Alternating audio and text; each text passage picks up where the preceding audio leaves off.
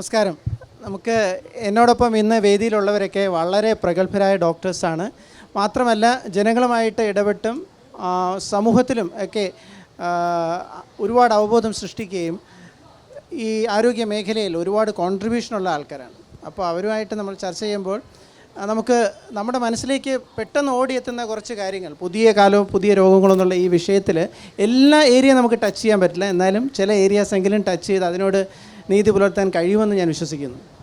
ആദ്യമായിട്ട് നമ്മളിപ്പോൾ WHO ഒരു ആരോഗ്യം എന്നുള്ള ഒരു ഡെഫിനിഷൻ എടുക്കുകയാണെന്നുണ്ടെങ്കിൽ നമ്മുടെ ഒരു സമ്പൂർണ്ണമായിട്ടുള്ള മാനസികവും ശാരീരികവുമായിട്ടുള്ളൊരു അവസ്ഥയാണല്ലോ നമ്മൾ ആരോഗ്യം എന്നുള്ള ഒരു കാഴ്ചപ്പാട്. അപ്പോൾ ഒരു അസുഖം ഇല്ല എന്ന് കരുതി, ഉദാഹരണത്തിന് നമ്മളിരിക്കുന്ന ആർക്കും ഒരുപക്ഷെ നമ്മൾ മരുന്ന് കഴിക്കുന്നുണ്ടാവുന്നില്ല, ചിലപ്പോൾ ഒരു അസുഖവും ഇല്ലെന്ന് പറഞ്ഞ് നമുക്കിരിക്കാം. അതായത് ഹൃദ്രോഗമില്ല, ബ്രെയിൻ ട്യൂമർ ഇല്ല. അങ്ങനെയാണെങ്കിൽ നമ്മൾ ആരോഗ്യവാന്മാരാണ് എന്നതിന് അർത്ഥമുണ്ടോ? എന്നാൽ നമ്മുടെ ഈ ഒരു പരിപൂർണമായിട്ടുള്ള ഈ മാനസികവും ശാരീരികവുമായിട്ടുള്ള ഈ ഒരു അവസ്ഥ, ഒരു ആരോഗ്യത്തെ നമ്മൾ സൂക്ഷിച്ച് പരിപാലിച്ച് കൊണ്ടുപോയില്ല എന്നുണ്ടെങ്കിൽ അപ്രതീക്ഷിതമായിട്ട് പല രോഗങ്ങളും കടന്നു വരും. അപ്പോൾ ഇതിൽ ഏറ്റവും മുൻപന്തിയിൽ നിൽക്കുന്ന രോഗങ്ങളെന്ന് പറയുന്നത് ജീവിതശൈലി രോഗങ്ങളും ഈ നോൺ കമ്മ്യൂണിക്കബിൾ ഡിസീസ് എന്ന് പറയുന്ന കാറ്റഗറി. അതായത് ഇന്ന് ഇന്ത്യയിൽ 62% മരണങ്ങൾക്കും കാരണമാകുന്ന ഇത്തരത്തിലുള്ള രോഗങ്ങളാണ്. അപ്പോൾ അതിൻ്റെയൊക്കെ റൂട്ട് കോസ് എന്ന് പറയുന്നത്, അല്ലെങ്കിൽ ഈ രോഗം നമ്മളെ തേടി എത്തുന്നതിന് വളരെ മുമ്പ് തന്നെ നമ്മുടെ ശരീരത്തിൻ്റെ അവസ്ഥയിൽ പല ചേഞ്ചസും വരുന്നുണ്ട്. അപ്പോഴും നമ്മൾ ആ ഒരു സ്റ്റേജിൽ നമ്മൾ പൂർണ്ണ ആരോഗ്യവാന്മാരാണ് എന്ന് നമ്മൾ തന്നെ കരുതുന്നു.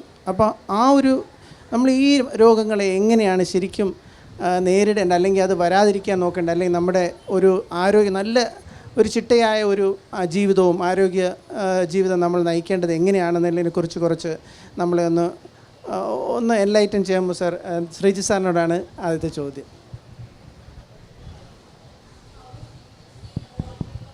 നമസ്കാരം.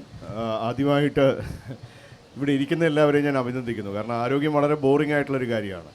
അപ്പോൾ നമുക്ക് സിനിമയും കോമഡിയൊക്കെ വളരെ ഇൻട്രസ്റ്റിംഗ് ആണ്. അപ്പോൾ അടുത്തൊരു അരമണിക്കൂറിൽ ഇത് ഇൻട്രസ്റ്റിംഗ് ആക്കുക എന്നുള്ളതാണ് നമ്മുടെ ജോലി. അപ്പോൾ വലിയ പ്രതിസന്ധികളെല്ലാം, കാരണം പല സ്റ്റോളുകളിലെയും പ്രലോഭനം അതിജീവിച്ചാണ് നമ്മൾ ഇന്ന് ഉച്ചയ്ക്ക് ഇവിടെ എത്തിയിരിക്കുന്നത്. ആക്ച്വലി അത് വളരെ നല്ലൊരു കാര്യം. അത് ആക്ച്വലി വളരെ സന്തോഷമുണ്ട്. രണ്ടാമത് മനോരമ, എനിക്ക് വ്യക്തിപരമായിട്ടും അറിയാം, ആരോഗ്യരംഗത്ത് നമ്മൾ ശ്രദ്ധിക്കപ്പെടാതെ പോകുന്ന പല സംഗതികളെയും വലിയ വാർത്തകളാക്കി ഒരു വലിയ വിപ്ലവം സൃഷ്ടിക്കുന്നത് മനോരമയാണ്. ഇപ്പോൾ ഞാൻ തന്നെ ഈ ജീവിതശൈലി രോഗപ്രതിരോധത്തിൽ വരാനുള്ളൊരു പ്രധാന കാരണം തന്നെ ഈ മനോരമയിൽ നിന്ന് കിട്ടിയ പ്രോത്സാഹനമാണ്. അങ്ങനെയാണ് നമ്മൾ ഇത് പ്രിവെൻറ്റ് ചെയ്യണം എന്ന് പറഞ്ഞത്. നേരത്തെ നമ്മുടെ ബഹുമാനപ്പെട്ട മോഡറേറ്റർ ഡോക്ടർ സച്ചിൻ പറഞ്ഞ പോലെ, നമുക്ക് രോഗമുണ്ടോ എന്ന് ചോദിച്ചാൽ പ്രത്യക്ഷത്തിൽ നമുക്ക് ആർക്കും രോഗമില്ല. എന്നാൽ രോഗമുണ്ടോ എന്ന് ഒന്നുകൂടി ചോദിച്ചാൽ ഈ ഇരിക്കുന്നതിൽ 90% പേർക്കും എന്തൊക്കെയോ ഉണ്ട്. ജീവിതശൈലി രോഗത്തിൽ ഏതൊക്കെയോ ഉണ്ട്.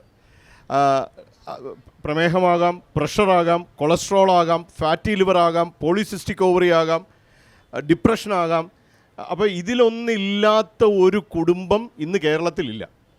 നിങ്ങൾക്കില്ലെങ്കിൽ നിങ്ങളുടെ അടുത്ത ബന്ധുവിനുണ്ട്. അപ്പോൾ അത് ഒരു പ്രശ്നമായി നമ്മൾ പക്ഷം മനസ്സിലാക്കുന്നില്ല. നമുക്കിപ്പോൾ എൻ്റെ ഡോക്ടർ പത്മകുമാർ, അദ്ദേഹം പ്രത്യേകിച്ച് കമ്മ്യൂണിക്കബിൾ ഡിസീസസിലെ പകർച്ചവ്യാധികളിലൊരു വലിയ എക്സ്പേർട്ടാണ്. അപ്പോൾ നിപ്പ വരുമ്പോൾ നമ്മളെല്ലാവരും പാനിക് ചെയ്യും. HIV എന്ന് കേൾക്കുമ്പോൾ എല്ലാവരും പാനിക് ചെയ്യും. കോവിഡ് എന്ന് കേൾക്കുമ്പോൾ എല്ലാവരും പാനിക് ചെയ്യും. പ്രഷർ എന്ന് കേൾക്കുമ്പോൾ ആർക്കും പ്രഷറില്ല. അപ്പോൾ അതുകൊണ്ടാണ് അതേസമയം നേരത്തെ ഡോക്ടർ സച്ചിൻ പറഞ്ഞതുമാതിരി 60%-ലധികം ജീവനുകൾ ഇന്ന് ഇന്ത്യയിലും വിശേഷിച്ച് കേരളത്തിലും കവർന്നുകൊണ്ടിരിക്കുന്നത് ഈ പറയുന്ന സൈലൻറ്റ് കില്ലേഴ്സാണ്. അതിനകത്ത് 3 ആസ്പെക്ട്സ് ഉള്ളത്.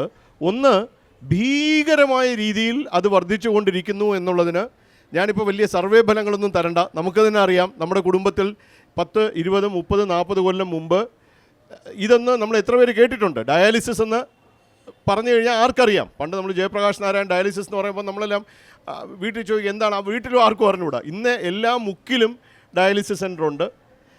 പണ്ട് നമുക്കറിയാം, ഹാർട്ടിൻ്റെ ആൻജിയോയോ ബൈപ്പാസോ ഒക്കെ ചെയ്യാൻ ആൾക്കാർ വിദേശത്തോ അല്ലെങ്കിൽ ചുരുങ്ങിയ പക്ഷം മദ്രാസിലെങ്കിലും പോകുമായിരുന്നു. ഇന്ന് നമുക്ക് എല്ലാ മുക്കിലും 4 സ്ഥലത്തുണ്ട്.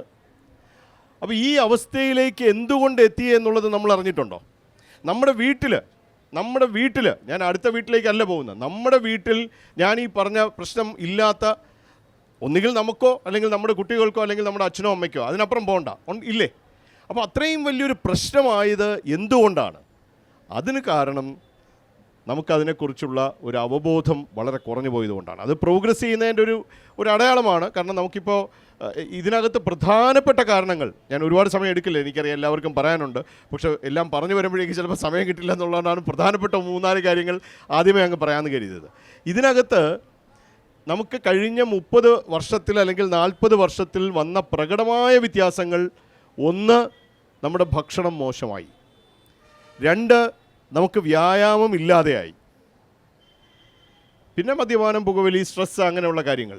അപ്പോൾ ഇതിൽ നമ്മൾ തന്നെ ആലോചിച്ച് നോക്കൂ. കഴിഞ്ഞ 30 വർഷത്തിൽ നമുക്ക് ഭക്ഷണത്തിൽ വന്ന ഒരു പരിവർത്തനം 40-ന് മുകളിൽ അല്ലെങ്കിൽ 50-ന് മുകളിലുള്ള ആൾക്കാർക്ക് കൃത്യമായി അറിയാം.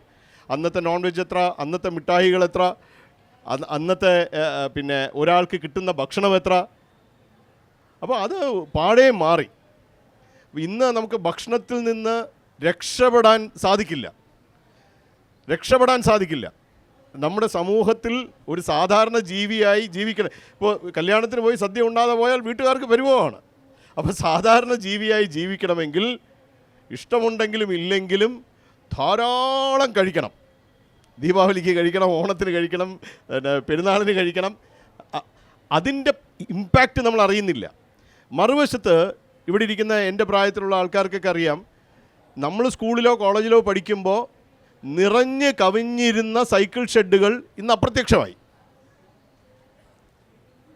അന്നൊക്കെ 5 കിലോമീറ്റർ വരെ നടക്കുന്നത് സ്വാഭാവികമാണ്. കുട്ടികൾ 5-ൽ താഴെ, ഞാൻ എൻ്റെ ചെറുപ്പകാലം പറയുന്നു, ഇപ്പോൾ MD ഒക്കെ അദ്ദേഹത്തിൻ്റെ ചെറുപ്പകാലം പറയുമ്പോൾ 50 കിലോമീറ്ററൊക്കെയാണ് പലരും സഞ്ചരിച്ച് സ്കൂളിൽ പോകുന്നതെന്നൊക്കെ പറഞ്ഞു കേട്ടിട്ടുണ്ട്. ഈ ഡെക്കാത്തലോൺ പോലെ 5 ഐറ്റം നടക്കുക, നീന്തുക, അങ്ങനെ പല ഐറ്റം കഴിഞ്ഞാൽ നമ്മുടെ അതിൽ അത്രത്തോളം ഇല്ലെങ്കിലും ഒരു 4 കിലോമീറ്റർ 3 കിലോമീറ്റർ നമുക്കൊരു ഇതേ അല്ലേ? ഇപ്പോഴാണെങ്കിൽ ക്ലാസ് റൂമിൽ കാർ എത്തിക്കാൻ പറ്റുമോ എന്നാണ് ആൾക്കാർ നോക്കിക്കൊണ്ടിരിക്കുന്നത്, സ്കൂളിൻ്റെ വാതിലിൽ പോയിട്ട്. അപ്പോൾ പ്രകടമായി വന്ന 2 കാര്യങ്ങൾ: 1, നമ്മുടെ ഭക്ഷണം അറിഞ്ഞോ അറിയാതെയോ ധാരാളമായി; 2, സമൂഹത്തിന് വ്യായാമം ഇല്ലാതെയായി. ഇതിൻ്റെ തിക്തഫലം കൊണ്ട് കേരളത്തിൽ ശ്രദ്ധിക്കണം. കേരളത്തിൽ സമീപകാലത്ത് നടന്നൊരു പഠനം, ഇൻഡൈപ് സ്റ്റഡിയിൽ കണ്ടത് 23% പേർക്ക് പ്രമേഹം വന്നു കഴിഞ്ഞു, 19% പേര് ക്യൂവിൽ നിൽക്കുകയാണ്. അതായത് കേരളത്തിലെ പകുതി മുതിർന്ന ആളുകൾക്ക്, 20 വയസ്സിന് മുകളിൽ പ്രായമുള്ള പകുതിയോളം ആളുകൾക്ക് ഷുഗർ നോർമലല്ല, ബ്ലഡ് ഷുഗർ നോർമലല്ല. ഒരു രാജ്യത്തിൻ്റെ അവസ്ഥ ആലോചിച്ച് നോക്കണം. പ്രഷർ 40 മുതൽ 50% ആളുകൾ. അമിതവണ്ണത്തിൻ്റെ ശാസ്ത്രീയ നിർവചനം ഒറ്റ വരിയാണ്: ശരീരത്തിൻ്റെ ഉദര ചുറ്റളവ് ആണുങ്ങൾക്ക് 90 സെൻറ്റിമീറ്ററിൽ കൂടുതൽ, പെണ്ണുങ്ങൾക്ക് 80 സെൻറ്റിമീറ്ററിൽ കൂടുതൽ. ഇതൊരു വലിയ സൂചികയാണ്. നമ്മൾ ഒരു ടെസ്റ്റ് ചെയ്യാൻ എന്നോട് ആവശ്യപ്പെട്ടാൽ ഞാൻ ഇത് മാത്രമേ ചെയ്യുള്ളൂ. കാരണം അതൊരു സൂചികയാണ്, ജീവിതശൈലി രോഗങ്ങളുടെ ഒരു വലിയ സൂചികയാണ്. കേരളത്തിൽ പ്രത്യേകിച്ച് സ്ത്രീകളുടെ ഇടയിൽ 70% പേർക്കാണ് അബ്ഡോമിനൽ എന്ന് പറഞ്ഞാൽ, പച്ചമലയാളത്തിൽ പറഞ്ഞാൽ കുടവയറ്. അപ്പോൾ ഇതിൻ്റെ 2 കാരണങ്ങൾ നമുക്ക് വ്യക്തമായിട്ടറിയാം. 1, നമ്മുടെ ഇവിടെ ഈ പ്രശ്നങ്ങൾ അതീവ ഗുരുതരമായി കൂടുന്നു, അല്ലേ? ഹാർട്ട് അറ്റാക്ക് വരുന്നു 60%. വേറൊരു ഞെട്ടിക്കുന്ന കണക്ക് കൂടെ കണ്ടു. 40 വയസ്സിന് താഴെ 20% പേര് ഹാർട്ട് അറ്റാക്ക് വന്ന്, ഈ ഹാർട്ട് അറ്റാക്കിൽ 40 വയസ്സിന് താഴെ 20% പേർക്ക്, 50 വയസ്സിന് താഴെ 50% പേർക്ക്, 60 വയസ്സിന് താഴെ 60% പേർക്ക് ഏത് ഹാർട്ട് അറ്റാക്ക്. പക്ഷെ അതിൻ്റെ മറുവശം, ഞാനിതെല്ലാം പേടിപ്പിക്കുന്ന കാര്യങ്ങളാണ് പറഞ്ഞത്, പക്ഷെ നമ്മൾ ഹോർത്ത് ഹൗസിൽ പേടിക്കാനല്ല വന്നത്, സന്തോഷിക്കാനാണ് വന്നത്. ഇതിൻ്റെ മറുവശം, ഇറ്റ് ഈസ് സിംപ്ലി പ്രിവെൻറ്റബിൾ, വളരെ സിമ്പിൾ. അതൊരു സസ്പെൻസ് ആയിട്ടിരിക്കരുത്, അടുത്ത ടേമിൽ ഞാൻ പറയാം, അല്ലെന്നുണ്ടെങ്കിൽ നമുക്ക് സമയം തികയത്തില്ല. സോ ഇന്നത്തെ പ്രോബബ്ലി നമുക്ക് ആഫ്റ്റർ ദിസ് തിങ്, എൻ്റെ വ്യക്തിപരമായിട്ടുള്ള ആഗ്രഹം, ഇന്നത്തെ നമ്മുടെ ഈ ചർച്ച കഴിയുമ്പോൾ ഇവിടെ ഇരിക്കുന്ന വ്യക്തികളും അവർ അടങ്ങുന്ന കുടുംബങ്ങളും സമൂഹവും മനോരമ എന്ന വലിയ പ്രസ്ഥാനവും ഏറ്റെടുക്കേണ്ട ഒരു വലിയ ദൗത്യം കേരളത്തിലെ ജനങ്ങൾക്ക് ആരോഗ്യകരമായ ആയുസ് നൽകുക.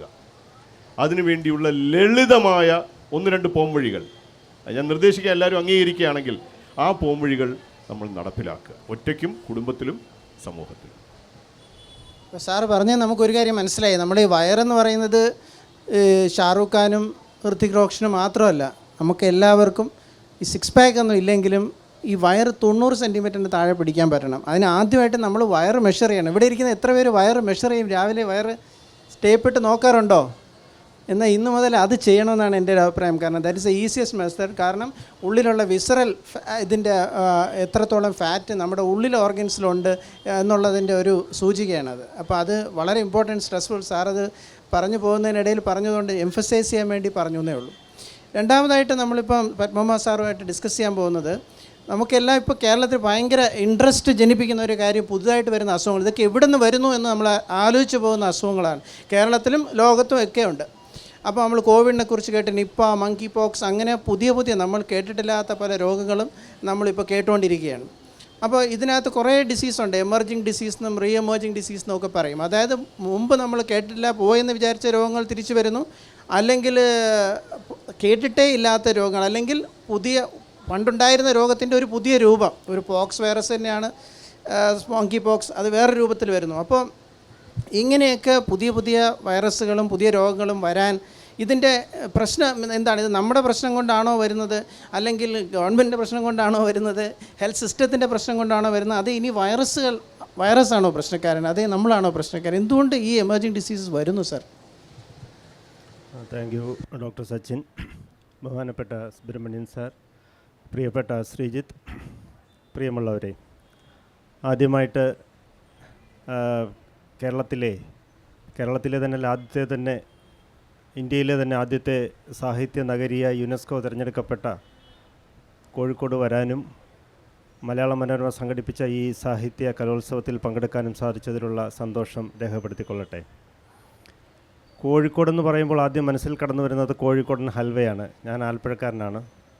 കൂടാതെ ഇവിടെ വരുമ്പോൾ ഇവിടുത്തെ ഓട്ടോറിക്ഷക്കാരുടെയും ഡ്രൈവർമാരുടെയും ഒക്കെ ഹൃദയവിശാലത, അത് ഇവിടെ ഞങ്ങൾക്ക് പലപ്പോഴും തിരിച്ചറിയാൻ സാധിച്ചിട്ടുണ്ട്.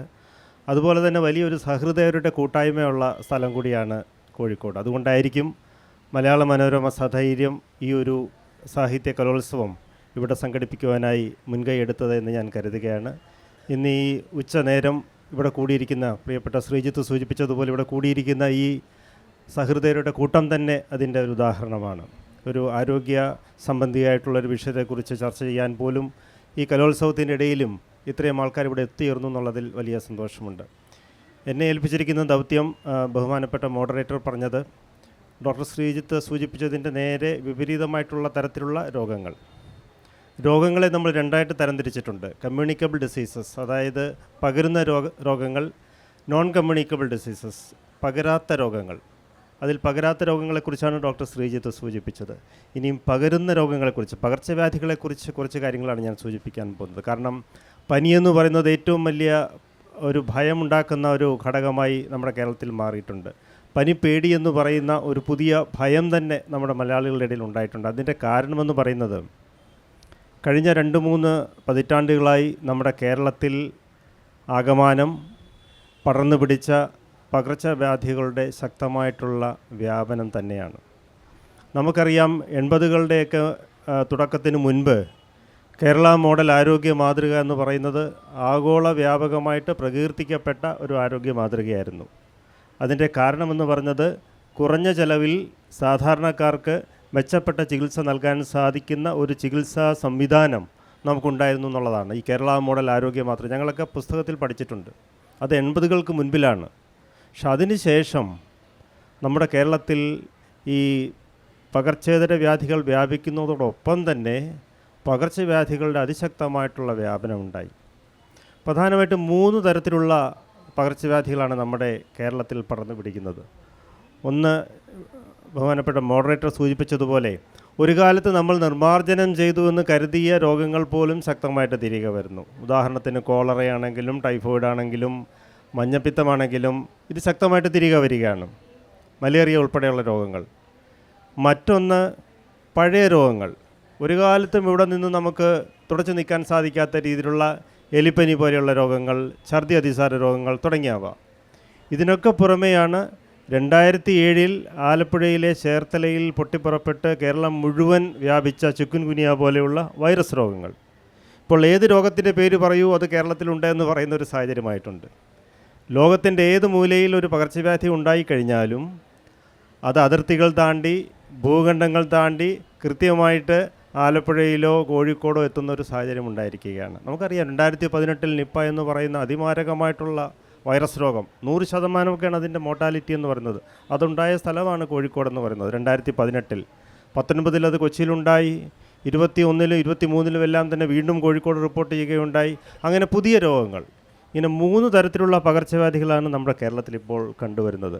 നമ്മൾ തുടച്ചു നീക്കിയെന്ന് കരുതിയ രോഗങ്ങൾ തിരികെ വരുന്നു, പഴയ രോഗങ്ങൾ ഇപ്പോഴും ഇവിടെ സ്ഥിതി ചെയ്യുന്നു. കൂടാതെ ഏറ്റവും പുതിയ രോഗങ്ങൾ, ലോകത്തിൻ്റെ ഏത് മൂലയിൽ പൊട്ടിപ്പുറപ്പെടുന്ന രോഗവും അതിർത്തികൾ താണ്ടി വിമാനം കയറി കേരളത്തിലെത്തുന്നു. ഈ ഒരു സാഹചര്യം കേരളത്തിലുണ്ട്. അത് നമ്മുടെ കേരള മോഡൽ ആരോഗ്യ മാതൃകയ്ക്ക് വലിയൊരു ഭീഷണിയാണ് ഉണ്ടാക്കിയിരിക്കുന്നത്.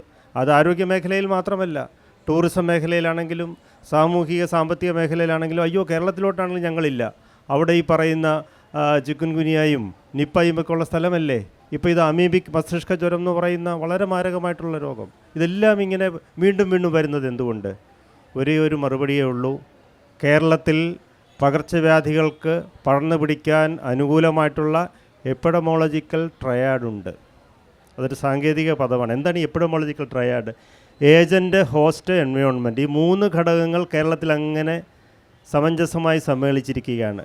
വൈറസ് ഇവിടെ ഉണ്ട്, മനുഷ്യരിവിടെയുണ്ട്, പോപ്പുലേഷൻ ഡെൻസിറ്റി ഉള്ള സ്ഥലമാണ്, എൻവയോൺമെൻറ്റ് അനുകൂലമാണ്. കേരളത്തിൽ ഒരേ ഒരു വൈറസ് രോഗം മാത്രമാണ് ഇതുവരെ റിപ്പോർട്ട് ചെയ്യാത്തത്. ഏതാണ്?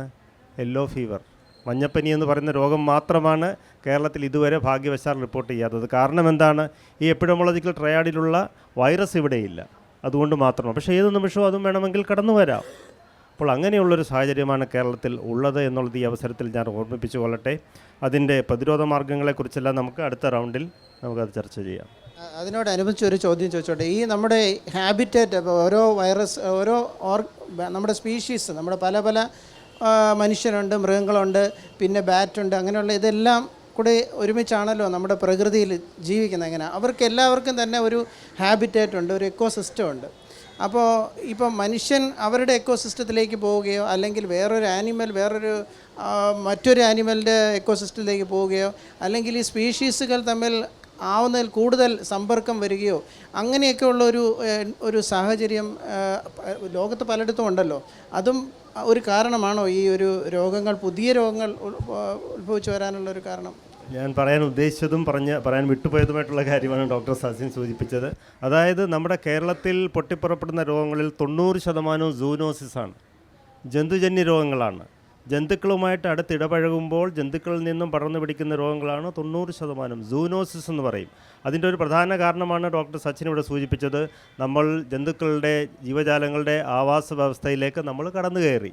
ഇപ്പോൾ അരിക്കൊമ്പൻ ഇവിടെ ഇറങ്ങി നമ്മളെ വിറപ്പിച്ചത് എന്തുകൊണ്ടാണ്? അരിക്കൊമ്പൻ്റെ സ്ഥലത്ത് നമ്മൾ താമസിക്കുന്നതുകൊണ്ടാണ് ആൾക്കാർ പറയുന്നു. എന്ന് പറഞ്ഞതുപോലെ അമിതമായിട്ടുള്ള രീതിയിലുള്ള ഈ വന നശീകരണം, ജന്തുക്കളുടെ ആവാസ വ്യവസ്ഥയിലേക്കുള്ള നമ്മുടെ കടന്നുകയറ്റം, ഇതെല്ലാം ഈ പറയുന്ന പകർച്ചവ്യാധികൾ പടർന്നു പിടിക്കാനുള്ള വലിയൊരു സാഹചര്യം ഉണ്ടാക്കിയിട്ടുണ്ട്. ജന്തുക്കളിൽ നിന്നും മനുഷ്യരിലേക്ക് പടർന്നു പിടിക്കുന്ന രോഗങ്ങൾ ഭീതികരമായിട്ട് തന്നെ വർദ്ധിച്ചുകൊണ്ടിരിക്കുകയാണ്. അതിനകത്ത് ഈ പറഞ്ഞ ഒരു എൻവയോൺമെൻറ്റൽ കണ്ടാമിനേഷൻ എന്ന് പറയുന്നത്, അല്ലെങ്കിൽ ജീവജാലങ്ങളുടെ ആവാസ വ്യവസ്ഥയിലേക്ക് നമ്മൾ കടന്നു കയറിയതിൻ്റെ ഈ കുരങ്ങുപനി ഉൾപ്പെടെയുള്ള രോഗങ്ങൾ പടർന്നു പിടിക്കാനുള്ള കാരണം അല്ലെങ്കിൽ ഉണ്ടാകാനുള്ള സാധ്യത കാടുകളിലേക്കും മറ്റും നമ്മൾ കടന്നു കയറുകയും വനനശീകരണം ഉണ്ടാവുകയും ചെയ്തു. അതാണ് അതിൻ്റെ കാരണം. അപ്പോൾ നമ്മളൊരു ഗവർണൻസ് ലെവലിലോ അല്ലെങ്കിൽ ഒരു പോളിസി മേക്കിംഗ് ലെവലിലോ ഒക്കെ നമ്മൾ ഒരു ഹെൽത്തിനെ കുറിച്ച് നമ്മൾ ചർച്ച ചെയ്യുമ്പോഴേ പലപ്പോഴും നമ്മുടെ ഡിസ്കഷൻ വളരെ പരിമിതമായിട്ട് ആ അസുഖത്തിൻ്റെ ലക്ഷണങ്ങളും അതിൻ്റെ നൂതനമായ ചികിത്സാ രീതികളിലുമാണ്. നമ്മൾ പബ്ലിക് ഹെൽത്തിലോ എപ്പിഡമിയോളജിക്കൽ ഇൻവെസ്റ്റിഗേഷൻസിലോ അല്ലെങ്കിൽ ഗവേഷണത്തിലോ അങ്ങനെയുള്ള കാര്യങ്ങളിൽ ശ്രദ്ധ ചെലുത്താറില്ല. അതൊക്കെ പിന്നെ ഒരു ഇൻഫോംഡ് ഡിസിഷൻ മേക്കിങ്ങോ പോളിസി മേക്കിങ്ങിലോ ഒക്കെ ഒന്നും പരിണമിക്കാറില്ല. അങ്ങനെയൊക്കെ പരിണമിച്ച് കഴിഞ്ഞാൽ ഒരു പക്ഷേ നമുക്ക് ഉദാഹരണത്തിന് ഇപ്പോൾ നമുക്കൊരു സൈക്ലോൺ വരികയാണ്, ഉടനെ തന്നെ നമുക്കൊരു പ്രഡിക്ഷൻ കിട്ടും. അതായത് ഇന്ന ദിവസം കറക്റ്റായിട്ടാണ് പ്രഡിക്റ്റ് ചെയ്യുന്നത്, ഇന്ന സമയത്തൊരു സൈക്ലോൺ വരും. പക്ഷേ നമുക്ക് ഒരു നിപ്പയുടെ ഔട്ട് ബ്രേക്ക് വരാൻ പോകുന്നോ അല്ലെങ്കിൽ നമുക്ക് കൃത്യമായിട്ടൊരു സൂചന ലഭിക്കുന്നില്ലല്ലോ. അപ്പോൾ നമുക്ക് അതിനു വേണ്ടി ഒരു പ്രിപ്പയർഡ്നെസ് എന്ന് വെച്ചാൽ നമ്മൾ കുറച്ചിപ്പോൾ ഓക്സിജൻ സിലിണ്ടർ കോവിഡിന് വെച്ചാൽ മാത്രം പോരല്ലോ. ഈ അസുഖങ്ങൾ വരുന്നതിന് മുമ്പ് നമുക്ക് ആ സർവൈലൻസ് വഴിയോ ഇതിനറിയാനുള്ള മാർഗ്ഗങ്ങളുണ്ടോ, അതിനുവേണ്ടി നമുക്ക് തയ്യാറെടുക്കാൻ കഴിയുമോ, അതിന് പോളിസി ലെവലിൽ എന്തെങ്കിലും മാറ്റങ്ങൾ കൊണ്ടുവരാൻ കഴിയുമോ സർ? ഇതിനാണ് നമ്മൾ വൺ ഹെൽത്ത് എന്ന് പറയുന്ന ഒരു കൺസെപ്റ്റ്, വൺ ഹെൽത്ത് കൺസെപ്റ്റ്. അതായത് ഏക ആരോഗ്യ സമീപനം. മനുഷ്യൻ്റെ ആരോഗ്യം മാത്രമായിട്ട് നമുക്ക് പ്രത്യേകം കാണാൻ പറ്റുകയില്ല. മനുഷ്യൻ്റെ ആരോഗ്യം എന്ന് പറയുന്നത് പ്രകൃതിയുടെയും മണ്ണിൻ്റെയും മറ്റ് ജീവജാലങ്ങളുടെയും ആരോഗ്യവുമായിട്ട് അഭേദ്യമായി ബന്ധപ്പെട്ടിരിക്കുകയാണ്. കാടുകളിൽ ജന്തുക്കൾക്ക് എന്തെങ്കിലും തരത്തിലുള്ള രോഗങ്ങൾ ഉണ്ടായിക്കഴിഞ്ഞാൽ അത് മനുഷ്യനുണ്ടാവും. പ്രകൃതിക്ക് എന്തെങ്കിലും തരത്തിലുള്ള ദുരന്തങ്ങൾ ഉണ്ടായിക്കഴിഞ്ഞാൽ അത് നമുക്ക് രോഗങ്ങളുണ്ടാവും. ഇതിനാണ് നമ്മൾ വൺ ഹെൽത്ത് എന്ന് പറയുന്ന ഒരു സമഗ്ര സമീപനത്തെക്കുറിച്ച് നമ്മൾ ലോകാരോഗ്യ സംഘടന തന്നെ നിർദ്ദേശിച്ചിരിക്കുന്നത്. അതായത് ഒരു അസുഖത്തെക്കുറിച്ച് പഠിക്കുന്നത് ഡോക്ടർ സച്ചിൻ ഇവിടെ സൂചിപ്പിച്ചതുപോലെ അലോപ്പതി ഡോക്ടർമാർ മാത്രമാകരുത്. അതിനകത്ത് ഈ പറയുന്നത് പോലെ വെറ്റിനറി ഡോക്ടർമാരുടെ സഹായം ഉണ്ടാകണം, അഗ്രികൾച്ചറിസ്റ്റുകളുടെ സഹായം വേണം, അതോടൊപ്പം തന്നെ ഫോറസ്റ്റ് വനം വകുപ്പിൻ്റെ സഹായം വേണം, പ്രകൃതിയുമായി ബന്ധപ്പെട്ടിട്ടുള്ള ശാസ്ത്രജ്ഞരുടെ സഹായം വേണം. ഇവരുടെ എല്ലാവരുടെയും കൂടെ ഒരു വലിയൊരു കോമൺ പ്ലാറ്റ്ഫോമിൽ മാത്രമേ ഇതുപോലെയുള്ള രോഗങ്ങൾ ചർച്ച ചെയ്യുവാനും അതിൻ്റെ ശാശ്വതമായിട്ടുള്ള പ്രതിവിധി കണ്ടെത്താനും സാധിക്കുകയുള്ളൂ. അതിനാണ് ഈ ഏകാരോഗ്യ സമീപനം. ഹെൽത്തിനെ കുറിച്ച് സാറിനെ കൊണ്ട് ഡിസ്കസ് ചെയ്യിപ്പിക്കുക എന്നുള്ളതായിരുന്നു എൻ്റെ ഉദ്ദേശം. അപ്പോൾ അടുത്തത് അയ്യർ സാറിനോട്, സുബ്രഹ്മണ്യൻ സാറിനോട് ചോദിക്കാനുള്ളത്, ഇപ്പോൾ ക്യാൻസർ എന്ന് പറയുന്ന രോഗം നമ്മൾ കേട്ടാൽ തന്നെ എല്ലാവർക്കും പെട്ടെന്നൊരു ഭീതി ഉളവാക്കുന്ന രോഗമാണ്. ഇപ്പോൾ 8 പേരിൽ ഒരാൾക്ക് ഒരു ലൈഫ് ടൈമിൽ ക്യാൻസർ വരുമെന്നാണ് പറയുന്നത്. പിന്നെ ഈ ക്യാൻസറിൻ്റെ ഒരു പ്രത്യേകത എടുത്തു കഴിഞ്ഞാൽ നമ്മൾ ഗ്ലോബൽ സ്റ്റാറ്റിസ്റ്റിക്സ് എടുത്താലും ഇന്ത്യയുടെ സ്റ്റാറ്റിസ്റ്റിക്സ് എടുത്താലും കേരളത്തിൻ്റെ എടുത്താലും എല്ലാം ഒരു 2014 ഈ 2023, 2024 നോക്കിക്കഴിഞ്ഞാൽ ക്യാൻസേഴ്സിൻ്റെ അറ്റ്ലീസ്റ്റ് അതിൻ്റെ ആ മാഗ്നിറ്റ്യൂഡ് കൂടിക്കൂടി വരികയാണ്, അതിൻ്റെ എണ്ണം കൂടിക്കൂടി വരികയാണ്. പിന്നെ ക്യാൻസർ വരുന്ന രോഗികളുടെ പ്രായം കുറഞ്ഞു വരികയാണ്. അപ്പോൾ ഇതെല്ലാം നമ്മുടെ നമ്മൾ ഇതിൻ്റെ ഒരു പ്രത്യേകത വെച്ചാൽ ഇപ്പോൾ ക്യാൻസർ രോഗം, ഇപ്പോൾ ഞാനൊരു ന്യൂറോളജിസ്റ്റാണ്. അപ്പോൾ സ്ട്രോക്കുമായിട്ട് നമുക്ക് ഒരുപാട്, ഇപ്പോൾ 4 ഒരാൾക്ക് സ്ട്രോക്ക് വരാം ലൈഫിൽ, വളരെ ഇമ്പോർട്ടൻ്റ് ആയിട്ടുള്ള അസുഖമാണ്. അതുപോലെ തന്നെ ക്യാൻസർ 8 ഒരാൾക്ക് വരാം. ഈ 2 രോഗങ്ങളുടെ പ്രത്യേകത എന്ന് വെച്ചാൽ അത് ഒരാളെ മാത്രമല്ല അഫക്റ്റ് ചെയ്യുന്നത്, ആ കുടുംബത്തെ മൊത്തമായിട്ട് അഫക്റ്റ് ചെയ്യുന്നു. നമ്മുടെ മാനസികമായിട്ടും ശാരീരികമായിട്ടും അസുഖം നമ്മളെ ഒരുപക്ഷെ തളർത്തുന്നു. അപ്പം അങ്ങനെ അത് മാത്രമല്ല, ഇപ്പോൾ സ്റ്റാറ്റിസ്റ്റിക്കലിയൊക്കെ പറയുകയാണെങ്കിൽ ഡാലി, അതായത് നമ്മുടെ ഡിസബിലിറ്റി ആണത് ഭയങ്കര ഒരു സമൂഹത്തിൻ്റെ ഓവറോൾ പ്രൊഡക്ടിവിറ്റി എല്ലാം ബാധിക്കുന്ന ഒരു രോഗമാണ്. അപ്പം ഈ രോഗത്തിൻ്റെ ഡിറ്റക്ഷൻ ഒരുപാട് നമ്മൾ നല്ല നൂതനമായ മാർഗ്ഗങ്ങൾ കൊണ്ട് അതിൻ്റെ ഡിറ്റക്ഷൻ ഇൻക്രീസ് ചെയ്തതാണോ, അതേ ഇപ്പോഴും ക്യാൻസർ ഡിറ്റക്റ്റ് ചെയ്യാൻ ലേറ്റ് ആവുന്നുണ്ടോ, അതുപോലെ തന്നെ ഈ ക്യാൻസർ രോഗങ്ങൾ കൂടുന്നത് ജീവിതശൈലി അല്ലാതെ മറ്റ് ഫാക്ടേഴ്സ് ഉണ്ടോ, അതുപോലെ എന്തൊക്കെയാണ് നമുക്ക് ഈ ക്യാൻസർ മേഖലയിൽ നമുക്ക് സാർ പ്രത്യേകമായിട്ട് മുമ്പോട്ട് കൊണ്ടുവരാൻ ആഗ്രഹിക്കുന്ന കാര്യങ്ങൾ? എല്ലാവർക്കും നമസ്കാരം. ഞാൻ ആദ്യം എൻ്റെ സർജിക്കൽ ട്രെയിനിങ് കോഴിക്കോടായിരുന്നു. അപ്പോൾ അതുകൊണ്ട് തിരിച്ച് കോഴിക്കോടേക്ക് ഈ വേദിയിലേക്ക് എത്തിച്ചതിൽ മനോരമയ്ക്കും ഹോർത്തൂസിനും ഞാൻ ആദ്യം നന്ദി പറഞ്ഞോട്ടെ. അതുകൂടാതെ ഒരു ചെറിയ ഡിസ്ക്ലെയിമർ, ഞാൻ മാത്രമാണ് ഇതിൽ സർജൻ. ഇവരൊക്കെ ബുദ്ധി കൊണ്ടും വാക്കുകൊണ്ടും ജീവിക്കുന്നവരാണ്, ഞങ്ങൾ കൈകൊണ്ട് ജീവിക്കുന്നവരാണ്. അതുകൊണ്ട് ഞാൻ പറയുന്നത് ഇവർ പറയുന്ന അത്രയും നല്ല രീതിയിലാവില്ല. എന്നാലും ഞാൻ ഉദ്ദേശിക്കുന്ന കാര്യങ്ങൾ പറയാൻ ശ്രമിക്കാം. അതിൽ സച്ചിൻ പറഞ്ഞ പോലെ ഇപ്പോൾ ശ്രീജിത്ത് പറഞ്ഞു ജീവിതശൈലി രോഗങ്ങൾ. ക്യാൻസർ ആ ജീവിതശൈലി രോഗമായിട്ട് വളരെ ചേർന്ന് പോകുന്ന കാര്യങ്ങളാണ്. കാരണം ഇപ്പോൾ സച്ചിൻ പറഞ്ഞ പോലെ ക്യാൻസറിൻ്റെ നമ്പർ കൂടിക്കൂടി വരികയാണ്. അതിൽ 3 കാര്യങ്ങൾ പ്രധാനമായിട്ടുള്ളത്. ഒന്ന്, നമ്മൾ ക്യാൻസർ ഡിറ്റക്ഷൻ ചെയ്യാനുള്ള ശക്തി നമുക്ക് കൂടിയിട്ടുണ്ട്. പല ടെസ്റ്റുകൾ, ഇപ്പോൾ തൈറോയിഡ് തന്നെ സാധാരണഗതിയിൽ എവിടെയെങ്കിലും പോവുകയാണെങ്കിൽ ഒരു തൈറോയിഡ് സ്കാൻ എടുക്കാൻ പറയും. ആ തൈറോയിഡ് സ്കാനിൽ ഒരു മുഴ കാണും, അതിൽ കുത്തിയെടുക്കും, അപ്പോൾ ക്യാൻസർ ആവും. അത് മുമ്പുണ്ടായിരുന്നില്ല. അതുകൊണ്ട് തൈറോയിഡിൻ്റെ ക്യാൻസറിൻ്റെ കൂടുന്നതിൻ്റെ ഒരു കാരണം അതാണ്. പക്ഷെ അതിലുപരിയായിട്ട് നമ്മുടെ ഈ രോഗങ്ങളുണ്ടെങ്കിൽ എല്ലാം ഉണ്ടെങ്കിലും നമ്മുടെ ആയുർദൈർഘ്യം കൂടിക്കൂടി വരികയാണ്. അപ്പോൾ മോർ ഏജിങ് പ്രോസസ്സ് നാച്ചുറലി അതിൻ്റെ ഒരു കൊറോളറിയാണ് ഈ സെല്ലുകളുടെ ഡീക്കേ, ക്യാൻസർ ഉണ്ടാകുക. അപ്പോൾ അതൊരു വേറൊരു ഫാക്ട്. പിന്നെ മൂന്നാമത്തെ ഏറ്റവും പ്രധാനപ്പെട്ടത്, ഇപ്പോൾ സച്ചിൻ പറഞ്ഞ പോലെ ഈ പ്രായം കൊണ്ട് മാത്രമല്ല, പ്രായമില്ലാത്തവരും ബിലോ 50 ക്യാൻസർ ലോകത്തെല്ലായിടത്തും കൂടി വരികയാണ്. അത് പ്രത്യേകിച്ച് കോളൻ ക്യാൻസർ, അത് ബ്രസ്റ്റ് ക്യാൻസർ, തൈറോയിഡ് ക്യാൻസർ, കൂടാതെ ആമാശയത്തിൻ്റെ ക്യാൻസർ, ഇതൊക്കെ വായിലെ ക്യാൻസർ, ഇതൊക്കെ കൂടിക്കൂടിയാണ് വരുന്നത്. അതിൻ്റെ കാരണം അതിനൊക്കെ പ്രത്യേകിച്ച് ഓരോന്നിനും പ്രത്യേകിച്ച് കാരണങ്ങളുണ്ട്. അതൊക്കെ ഈ പറഞ്ഞ ജീവിതശൈലി, നമ്മുടെ ജീവിതശൈലിയാണ്. കോളൻ ക്യാൻസർ എന്തുകൊണ്ടാണ് കൂടുന്നത്? കൂടുതൽ റോ മീറ്റ് കഴിക്കുന്നു, നമ്മുടെ ആഹാരത്തിൻ്റെ പ്രോസസ് ഫുഡാണ് കൂടുതൽ കഴിക്കുന്നത്, അത് അങ്ങനെയുള്ള കാര്യങ്ങൾ. അതുകൂടാതെ ഈ പറഞ്ഞ അസുഖങ്ങളൊക്കെ നമ്മുടെ ഇമ്മ്യൂണിറ്റി കുറയ്ക്കുന്നുണ്ട്. ഡയബറ്റീസ് ആയാലും ബാക്കിയുള്ള ജീവിതശൈലി രോഗങ്ങളെല്ലാം തന്നെ ഇതൊക്കെ ക്യാൻസറിന് ചെറിയ ചെറിയ കാരണങ്ങളാകുന്നുണ്ട്. അതുപോലെ ബ്രസ്റ്റ് ക്യാൻസറിൻ്റെ പ്രധാനമായിട്ടുള്ള ഇപ്പോൾ പറഞ്ഞില്ലേ ഒബീസിറ്റി പറഞ്ഞില്ലേ, നമ്മുടെ ഒബീസിറ്റി ഓൾസോ ഒരു ഡയറക്റ്റായിട്ട് ക്യാൻസറിൻ്റെ ഇൻക്രീസിന് കാരണമാണെന്ന് കണ്ടുപിടിച്ചിട്ടുണ്ട്. ഈ കാര്യങ്ങളൊക്കെ ക്യാൻസറിനെ ഇപ്പോൾ ജീവിതശൈലി രോഗങ്ങളാണെങ്കിൽ അവ പലപ്പോഴും ഡയബറ്റീസും വളരെ മോശമാണ്, കാലക്രമേണ പതുക്കെ മോശമായി വരും. പക്ഷേ ക്യാൻസറിനെ സംബന്ധിച്ച് ഏറ്റവും വലിയ പ്രോബ്ലം ഇത് തുടങ്ങിക്കഴിഞ്ഞാൽ ചിലരിലെങ്കിലും അത് പിടികിട്ടാത്ത രീതിയിൽ അങ്ങ് വ്യാപിക്കും. പക്ഷേ അതിന് നേരെ തിരിച്ച് ഈ ക്യാൻസർ നേരത്തെ കണ്ടുപിടിച്ചു കഴിഞ്ഞാൽ വളരെ നന്നായിട്ട് ചികിത്സിക്കാവുന്ന ചികിത്സാ രീതികളും ഇപ്പോഴുണ്ട്.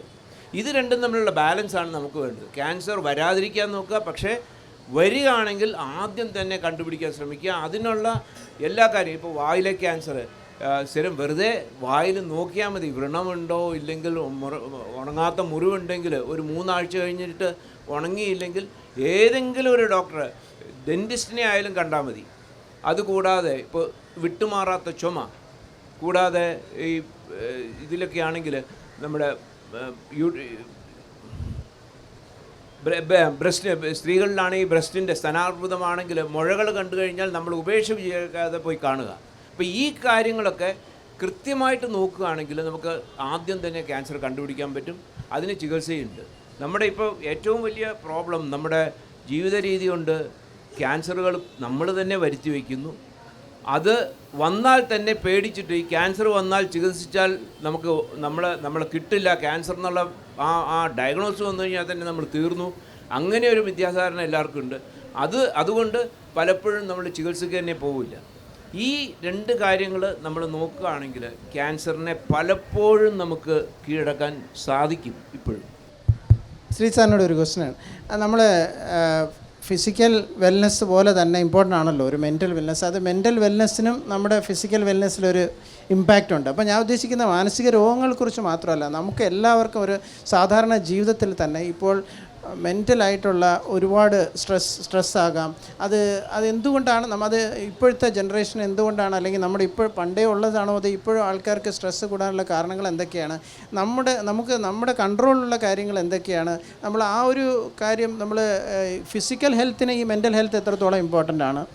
മാത്രമല്ല മറ്റ് രോഗങ്ങൾ എല്ലാത്തിലേക്കും നമുക്കിപ്പോൾ മെൻ്റൽ ഹെൽത്ത് ഇഷ്യൂസ് അഡ്രസ്സ് ചെയ്യാനുള്ളൊരു പ്ലാറ്റ്ഫോം ഉണ്ടോ?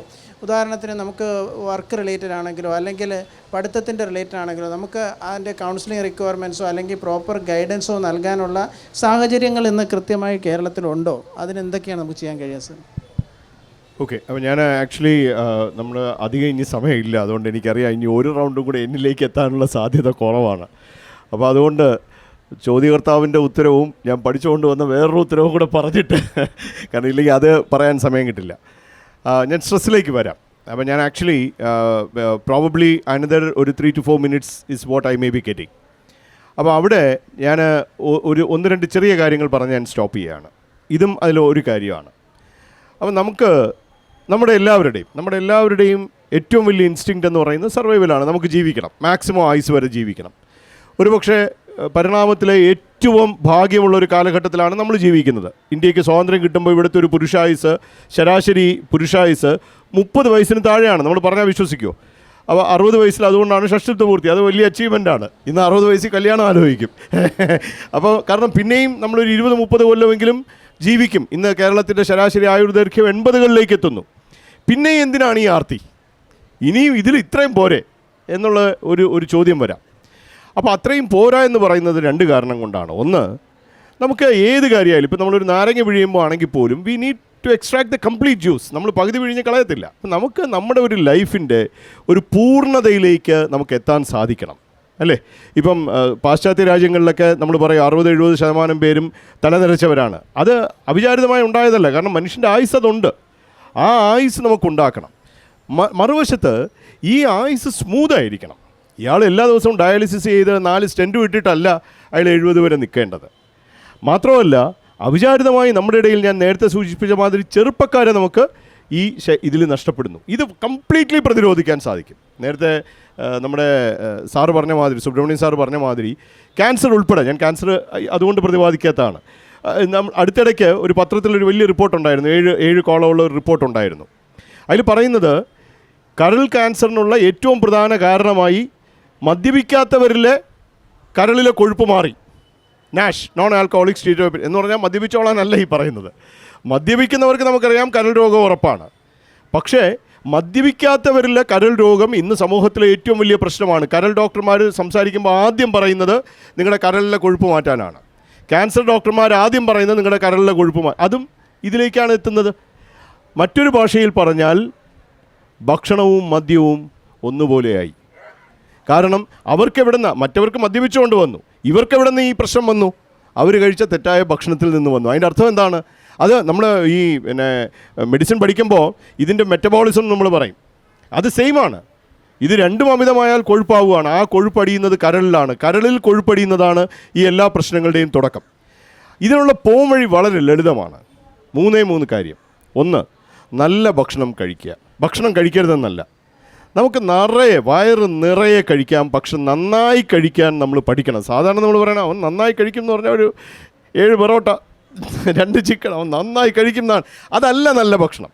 നല്ല ഭക്ഷണമെന്ന് പറഞ്ഞാൽ അളന്ന് കഴിക്കണം. നമ്മൾ സാധാരണ നമ്മൾ നോക്കുന്നത് എന്താണ്? എത്ര വിലയാണെന്നാണ് നോക്കുന്നത്. അങ്ങനെയല്ല അളക്കേണ്ട. ഭക്ഷണം അളക്കുന്നത് വളരെ സിമ്പിളാണ്. 2 കാര്യമേ നമ്മൾ അറിയുള്ളൂ. 1, നമുക്ക് ആവശ്യമുള്ള ഊർജ്ജമേ കഴിക്കാവുള്ളൂ. കാരണം ഊർജം അല്പം കൂടിയാൽ ഈ കൂടിയ ഊർജം മുഴുവൻ കൊഴുപ്പാകും. ഒരു തുള്ളി ഊർജം ഭക്ഷണം കളയില്ല, ശരീരം കളയില്ല. സോ വാട്ട് എവർ ഊർജത്തിൻ്റെ അളവാണ് കലോറി. അപ്പം നമ്മൾ കഴിക്കുന്ന ഭക്ഷണത്തിലെ കലോറി കൂടിയാൽ അത് കൊഴുപ്പാകുമെന്ന് സംശയിക്കേണ്ട. ആ കൊഴുപ്പാണ് ഈ പറഞ്ഞ എല്ലാ ജീവിതശൈലി രോഗങ്ങളുടെയും അടിസ്ഥാന വസ്തുത. അതുകൊണ്ട് mind your calories, count your calories. ഊർജ്ജം അളക്കണം. 2, കഴിക്കുന്ന മധുരം അളക്കണം. അപ്പോൾ ഇന്ന് ലോകത്തെ ഏറ്റവും വലിയ വിഷമായി കരുതിയിരിക്കുന്നത് സയനൈഡല്ല. കാരണം സയനൈഡ് കുറച്ച് പേരെ കഴിക്കുന്നുള്ളൂ. പഞ്ചസാരയാണ്, മധുരമാണ്. കാരണം അത് ഡയറക്റ്റായിട്ട് ഒരുപാട് തരത്തിലുള്ള പ്രശ്നം. ഇപ്പോൾ ഹാർട്ട് സ്പെഷ്യലിസ്റ്റ് വന്ന് അവർ പറയും ഇത് തന്നെ കാര്യം പറയും. ക്യാൻസർ സ്പെഷ്യലിസ്റ്റ് ഇത് തന്നെ പറയും. ഡയബറ്റീസ് സ്പെഷ്യലിസ്റ്റ് ഇതേ പറയൂ. പക്ഷെ മധുരം എന്താണെന്ന് മനസ്സിലാക്കുന്നതിൽ നമുക്ക് പറ്റിയ തെറ്റാണ് ഈ പ്രശ്നം. മധുരം എന്ന് പറഞ്ഞാൽ പഞ്ചസാരയാണെന്ന് നമ്മൾ തെറ്റിദ്ധരിച്ചു. അതെല്ലാവർക്കും അറിയാം. ചായ അടിക്കുമ്പോൾ ബംഗാളിയും ചോദിക്കും ചേട്ടാ പഞ്ചാര ഇടണമെന്ന് ചോദിക്കും. അപ്പോൾ എല്ലായിടത്തും വിത്തും വിത്തൗട്ടും ഉണ്ട്. ധാന്യം ദഹിച്ചാൽ ഷുഗറാണെന്ന് നമ്മൾ അറിയുന്നില്ല. ഈ ഒറ്റ വരി, ധാന്യം ദഹിച്ചാൽ ഷുഗർ. മധുരം ദഹിച്ച് 90 to 100% ഷുഗർ ആവും. ധാന്യം ദഹിച്ചാൽ 65 to 80% ഷുഗറാണ്. ചായയിൽ പഞ്ചാര ഇടില്ല, 9 കൊഴുക്കട്ട തിന്നും. ഇത് മുഴുവൻ ദഹിച്ച് ഷുഗറാകുന്നു. ആ ഷുഗർ മുഴുവൻ. അപ്പം നമുക്കെന്നാൽ വയറ് നിറയണം. എന്നാൽ ഷുഗർ കൂടരുത്, കലോറി കൂടരുത്. അപ്പോൾ പ്രകൃതി ഭയങ്കരമായിട്ടുള്ള ഒരു മാജിക് ഭക്ഷണം നമുക്ക് വേണ്ടി കരുതിയിട്ടുണ്ട്. പച്ചക്കറിയിൽ ഷുഗർ തുലവും കുറവാണ്, ഊർജം തുലവും കുറവാണ്. അപ്പോൾ പച്ചക്കറികൾ സാറിന് സമ്മതിക്കും. ക്യാൻസർ പ്രതിരോധത്തിനും പറയുന്നത് ഈറ്റ് വെജിറ്റബിൾസ് ആൻഡ് ഫ്രൂട്ട്സ്. ഡയബറ്റീസിന് eat vegetables and fruits. Heart disease eat vegetables and fruits. അപ്പോൾ ഒരു സിമ്പിൾ ഫോർമുല, ഭക്ഷണം കഴിക്കുമ്പോൾ ഒരു പ്ലേറ്റ് എടുക്കുക, പ്ലേറ്റിൽ പകുതി പച്ചക്കറി വെജിറ്റബിൾസ്, പ്ലേറ്റിൽ പാതി പച്ചക്കറി, 1/4 ഭാഗത്ത് പ്രോട്ടീൻ. പയറ്, പരിപ്പ്, കടല, മുട്ടവെള്ള, ചിക്കൻ, മീൻ, ഉഴുന്ന്, കപ്പലണ്ടി, ഇതൊക്കെയാണ് പ്രോട്ടീൻ. ഓക്കെ. ധാന്യം, കിഴങ്ങ് നന്നേ പരിമിതപ്പെടുത്തുക, 1/4 ഭാഗത്ത് മാത്രം. അതിനാണ് നമ്മൾ ഫുഡ് പ്ലേറ്റ് എന്ന് പറയുന്നത്. മധുരം കഴിയുന്നതും ഒഴിവാക്കുക. അപ്പോൾ ഈ ഒരു ഭക്ഷണ ശൈലിയിലേക്ക് നമ്മൾ വന്നാൽ, ഒപ്പം വ്യായാമം കൂടി ചെയ്താൽ നമ്മുടെ ഉദര ചുറ്റളവ്, കൊഴുപ്പ് കുറയും. കൺമുന്നിൽ നിങ്ങൾക്ക് കാണാം. ഞാൻ ഡയബറ്റീസ് ചികിത്സിക്കുന്ന ഡോക്ടറാണ്. മരുന്നുകൾ എത്രയോ പേരുടെ നമ്മൾ പടേന്ന് കുറയ്ക്കുന്നു, പലരുടെയും നിർത്തുന്നു. അപ്പോൾ ഈ ഒരു ശൈലി നമ്മുടെ കുടുംബങ്ങൾ മനസ്സിലാക്കണം, വീട്ടുകാർ മനസ്സിലാക്കണം, നാട്ടുകാർ മനസ്സിലാക്കണം, സർക്കാരിനറിയാം. ദേശീയ തലത്തിൽ തന്നെ ഈ പദ്ധതികൾ വരുന്നുണ്ട്. കേരളത്തിൽ തന്നെ ഭക്ഷ്യതളിക എന്നൊക്കെ പറഞ്ഞ് വന്നിരുന്നു. പക്ഷേ എന്തുകൊണ്ട് സർക്കാർ അത് പ്രൊമോട്ട് ചെയ്യുന്നില്ല? കാരണം ജനം ആവശ്യപ്പെടുന്നില്ല.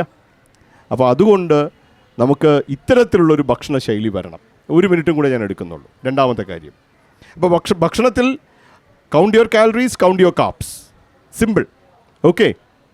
2 എക്സസൈസ്. എക്സസൈസിൽ 4 തരം എക്സസൈസാണ് നമ്മൾ പറയുന്നത്. 1 എയറോബിക്സ്, നെഞ്ചിടിക്കുന്ന, കിതയ്ക്കുന്ന, വിയർക്കുന്ന വ്യായാമം, എല്ലാ ദിവസവും 30 to 45 മിനിറ്റ്സ്. ഒരു ഛേദവും ആർക്കും ഇല്ല, ഒരു നഷ്ടവും ഇല്ല. 2 മസിൽ എക്സസൈസ് ആഴ്ചയിൽ 4-5 തവണ. കാരണം മസിൽ ലോസ്, ഒരു മനുഷ്യൻ്റെ ശരീരത്തിൽ മസിൽ കൂടി ഫാറ്റ് കുറഞ്ഞാൽ അയാൾ ഹെൽത്തി, ഫാറ്റ് കൂടി മസിൽ കുറഞ്ഞാൽ അൺഹെൽത്തി. അപ്പം മസിൽ കൂട്ടുക. 3 ഫ്ലെക്സിബിലിറ്റി, വഴക്കം, ആഴ്ചയിൽ 3-4 ദിവസം, യോഗ പോലെയൊക്കെ. ഇതെല്ലാം ശരീരം അനുവദിക്കുന്നത് ചെയ്താൽ മതി, അധികം ചെയ്യേണ്ട. 4 നിത്യജീവിതത്തിൽ മാക്സിമം ഊർജ്ജം ചിലവാക്കുക. ഞാൻ നേരത്തെ പറഞ്ഞ മാതിരി സാധിക്കുമെങ്കിൽ ഞാൻ സർക്കാരിനോട് ആവശ്യപ്പെടുന്നു 8 മണി മുതൽ 11 മണി വരെ സൈക്കിൾ മാത്രം അനുവദിക്കുക. അപ്പോൾ അങ്ങോട്ട് സൈക്കിളിൽ പോയാൽ തിരിച്ചും സൈക്കിളിലല്ലേ വരാൻ പറ്റും. അപ്പം സാമൂഹ്യപരം ജനങ്ങൾ ആവശ്യപ്പെട്ടാൽ ഫുട്പാത്തുകളെല്ലാം നന്നാക്കുക. വേണ്ടേ? ഒരു എക്സ്പ്രസ് വേ വഴിയും you cannot reach ideal health. Footpath വഴിയേ നമുക്ക് നടന്നേ നല്ല ആരോഗ്യത്തിലേക്ക് എത്താൻ സാധിക്കുള്ളൂ. അപ്പോൾ ഫുട്പാത്തിലേക്ക്. ആൻഡ് ലാസ്റ്റ് ഞാൻ മോഡറേറ്റ് പറഞ്ഞ അതിലും കൂടെ വന്ന് ഞാൻ നിർത്താം. Last point, stress relief. നമുക്ക് എല്ലാവർക്കും സ്ട്രെസ്സാണ്, ഒരുപാട് സ്ട്രെസ്സാണ്. അതിനുള്ള കാരണമെന്ന് പറഞ്ഞാൽ നമ്മൾ നമ്മെ അറിയുന്നില്ല. നമ്മുടെ കുതിരവട്ടമ്പൊപ്പം പറഞ്ഞ പോലെ നീ ആരാണെന്ന് അറിയില്ലെങ്കിൽ എന്ന് പറഞ്ഞ മാതിരി നമ്മെ അറിയുന്നില്ല. നമ്മെക്കുറിച്ച് നമുക്ക് വേണ്ടി നമ്മൾ സമയം കൊടുക്കുന്നില്ല. നമ്മളിപ്പോൾ ഈ റീല് കാണുമ്പോഴും ഇത് കാണുമ്പോഴും എല്ലാം അത് നമുക്കുള്ള സമയമല്ല, മീ ടൈം അല്ല. നമ്മളിപ്പോൾ ഈ മോഹൻലാലിനും മമ്മൂട്ടിക്കും ഇവർക്കും ഒക്കെയാണ് നമ്മൾ ഈ സമയം കൊടുത്തുകൊണ്ടിരിക്കുന്നത്. നമ്മൾ നമുക്ക് വേണ്ടി സമയം കൊടുക്കണം. നമുക്ക് വേണ്ടി സമയം കൊടുക്കണമെങ്കിൽ 1 ഞാൻ ഈ പറഞ്ഞ നല്ല ഭക്ഷണം, നല്ല വ്യായാമം, ശരീരത്തിനോടൊപ്പം മനസ്സിനെ ഏറ്റവും വലിയ, ഇവിടെ ഇരിക്കുന്ന എല്ലാ ഡോക്ടേഴ്സായിട്ട് അവരെല്ലാം എന്നോട് സമ്മതിക്കും, നമ്മുടെ ഹാപ്പി ഹോർമോൺസ്. ഹാപ്പി ഹോർമോൺ എന്ന് പറഞ്ഞു കഴിഞ്ഞാൽ നമുക്ക് ഫേസ്ബുക്ക് പോസ്റ്റിന് 1000 ലൈക്ക് കിട്ടുമ്പോൾ ഹാപ്പി ഹോർമോൺ വരും.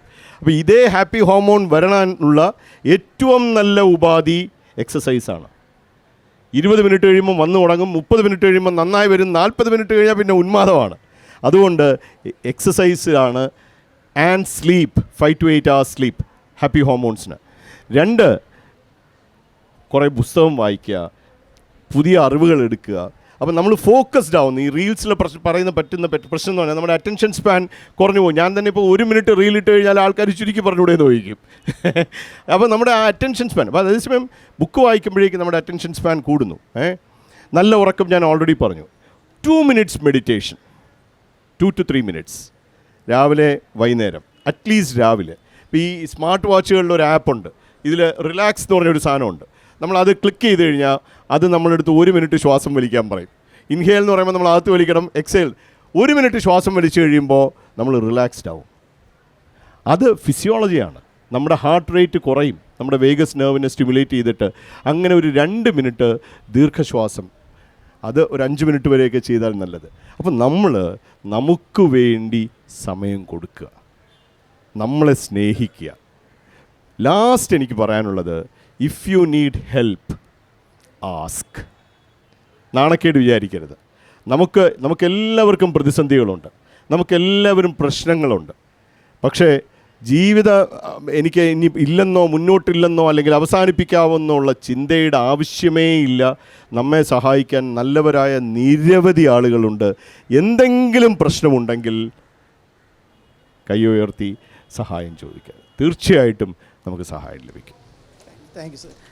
സാർ പറഞ്ഞ പോലെ തന്നെ അതുപോലെ ഒരു കോൺസെപ്റ്റ് ഉണ്ട് പെർമ എന്ന് പറയും. അതായത് നമ്മൾ ഒരുപാട് ഈ മെൻ്റൽ ഹെൽത്തിൽ അഫക്റ്റ് ചെയ്യുന്നത് കുറച്ച് പോസിറ്റീവായിട്ടുള്ള ഇമോഷൻസ് എന്ന് വെച്ചാൽ എപ്പോഴും സന്തോഷം മാത്രമല്ല പോസിറ്റീവ് ഇമോഷൻ എന്ന് പറയുന്നത്. നമുക്ക് കരുണ അല്ലെങ്കിൽ ഗ്രാറ്റിറ്റ്യൂഡ്, നമുക്ക് നന്ദിയുള്ളവരായിരിക്കുക, സഹാനുഭൂതിയുള്ളവരായിരിക്കുക. അതുപോലെ ഇൻവെസ്റ്റ് ഇൻ റിലേഷൻഷിപ്സ് എന്നാണ് പറയുന്നത്. നമ്മൾ ബന്ധങ്ങളിൽ നന്നായിട്ട് ഇൻവെസ്റ്റ് ചെയ്യുക, ടൈം ഇൻവെസ്റ്റ് ചെയ്യുക. അത് പെർസ്യൂട്ട് ഓഫ് മണി അല്ല, അതിനേക്കാട്ടിലും കൂടുതൽ അത്യാവശ്യം നമ്മൾ സമയം നമ്മുടെ ബന്ധങ്ങളിലും നമ്മുടെ സുഹൃത്തുക്കളിലും ഒക്കെ ഇൻവെസ്റ്റ് ചെയ്യുക എന്നുള്ളതാണ്. പിന്നെ ഉള്ളത് മീനിങ് ആണ്. ഒരു മീനിങ് ഭയങ്കര ഇമ്പോർട്ടൻ്റ് ആണ്. ലൈഫിലൊരു പർപ്പസോട് കൂടി ജീവിക്കുക. നമ്മൾ പണ്ട് ഇന്നസെൻ്റൊക്കെ ചോദിച്ചാണ് എന്തിനാ നീ പഠിക്കുന്നതെന്ന് ചോദിച്ച കണക്ക്, എന്തിനാ നിങ്ങൾ ജീവിക്കുന്നത്, നിങ്ങളുടെ ഒരു ഹയർ പർപ്പസ് നിങ്ങൾക്ക് ഉണ്ട് എന്ന് എല്ലാവർക്കും ആ ഒരു ഉദ്ദേശത്തിലേക്ക് വേണം നമ്മൾ ജീവിക്കാൻ. പിന്നെ അക്കംപ്ലിഷ്മെൻറ്റ്സ് എന്ന് പറയും, അതെല്ലാം നമ്മുടെ സ്വകാര്യമായ അക്കംപ്ലിഷ്മെൻറ്റ്സ് കൂടാതെ നമ്മൾ കളക്റ്റീവായിട്ടും ഗ്രൂപ്പായിട്ടും പല കാര്യങ്ങൾ ചെയ്യുകയാണെങ്കിലും നമ്മുടെ മെൻ്റൽ ഹെൽത്ത് ഇമ്പ്രൂവ് ചെയ്യും. നമ്മൾ സ്റ്റേ കണക്റ്റഡ്, നമ്മുടെ കൂടെയുള്ള സഹജീവിയുമായിട്ട് കണക്റ്റ് ആയിരിക്കുന്നിടത്തോളം നമ്മുടെ മെൻ്റൽ ഹെൽത്തും ഫിസിക്കൽ ഹെൽത്തും എല്ലാം ഇമ്പ്രൂവ് ചെയ്യുന്നതാണ് പഠനങ്ങൾ സൂചിപ്പിക്കുന്നത്. ഇപ്പോൾ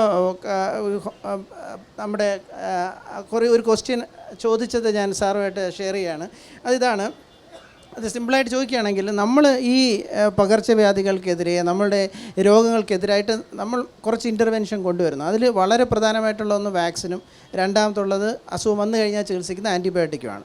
ഉദാഹരണത്തിന് ഇപ്പം നമുക്കൊരു ഇൻഫെക്ഷൻ വന്നു, അല്ലെങ്കിൽ കോവിഡ് പോലെ ഒരു സാധനം വന്നു, നമ്മൾ വാക്സിനൊന്നും കൊടുത്തില്ല എന്നിരിക്കട്ടെ, കുറേശ്ശെ ആകുമ്പോഴത്തേക്ക് നമ്മുടെ ശരീരത്തിൽ രോഗപ്രതിരോധ ശക്തി വന്നിട്ട് ആ ഒരു ഹേർഡ് ഇമ്മ്യൂണിറ്റി എന്നൊക്കെ പറയുന്ന പോലെ ആ ഒരു ജനത അതിനെ പ്രതിരോധിച്ച് ആ വൈറസിനെ ചിലപ്പോൾ പുറത്താക്കുമായിരിക്കാം.